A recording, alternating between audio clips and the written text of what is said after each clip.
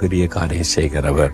இன்றைக்கு உங்களுடைய குடும்பத்துல, வேலையில, பிசினஸ்ல ஏதோ ஒரு தேவை, ஏதோ ஒரு பிரச்சனை, ஒண்ணுமே பண்ண முடியாத அந்த சூழ்நிலை அப்படின்ற நேரத்தில் இயேசு தலைகளாய் மாற்றி விடுவார்.